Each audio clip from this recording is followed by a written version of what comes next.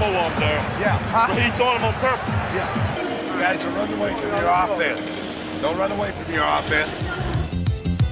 Frantically trying to regroup, Chicago struggled to counterattack. But New York always seemed to have an answer.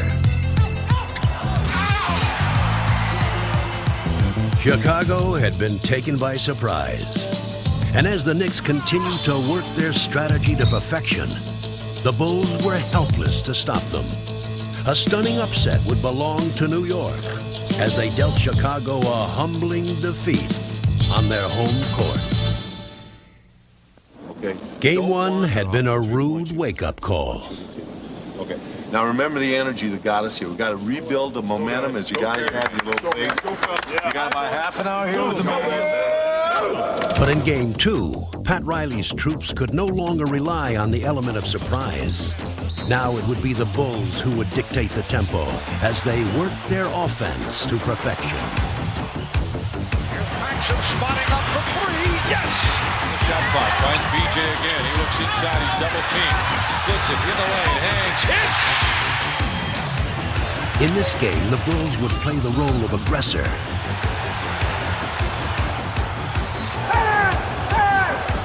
Beating the Knicks with quick hands.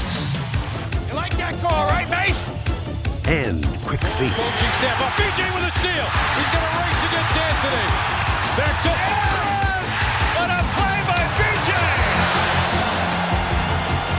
Timeout, Knicks. Listen to this crowd. The Bulls had regained their championship form. And as the series shifted to New York for Game 3, they continued to outrun and outplay their slower opponents. Comes up with it on the run. He's bumped. Drives to the hole. Lays it in. The Bulls had repulsed the Knicks' attack. And taking a 2-1 series lead, they seemed ready to dispatch their tormentors. But though the Knicks were down, they were far from out. People think because the Bulls are up, we're supposed to lay down and die because the Bulls are the world champion. We're supposed to just lay down and just let them do whatever they want to us. Hey, this is the game. This is a man's game. You know, all we want is what they have and what they are. That's what championship teams are about. They got to take on all comers. And the Knicks would prove to be an unexpectedly rugged contender. They came out, they were being the aggressor and trying to initiate confrontations. And all of a sudden you knew it was going to be a long series because they found a real comfortable style in being aggressive. The Knicks' war of attrition was beginning to show its effects. They're physically beating us up. And then it got to the point where we started getting mentally tired. Battered and bruised, the Bulls were becoming frustrated.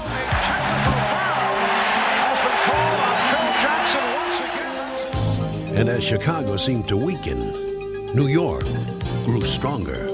What you have to understand is that they were playing some good basketball at the time. That was a bad thing, is that it'd be different if they were coming in and just trying to beat us up and not playing very well, and they weren't getting good performances out of people over there, but they were. Taking 2 of the next 3 games from Chicago, New York would even the series. Yes, and it counts! Oh, we are seeing one of his extraordinary... The stunned Bulls would be forced to head home for a decisive 7th game. Who would have thought it would come to this? The 7th game between the Knicks and the Bulls? The Knicks' ambush had taken its toll. And the Bulls were feeling the pain and the pressure. The whole season was riding on that one particular game.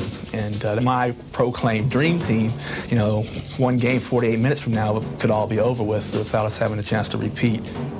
For the first time, the Bulls' quest for a second title was in doubt. A loss now, and their magnificent season would be remembered only for unfulfilled expectations. No tomorrow. No tomorrow. Let's go. Hey, let's go for it all. Play with that back to the wall. Let's go. What time is it? Game time! They had underestimated the Knicks' resolve. But with their championship on the line, the the Bulls were at their determined best. Relying more on force than finesse, the Knicks tried desperately to muscle their way back into the game. But the focused Bulls were undaunted.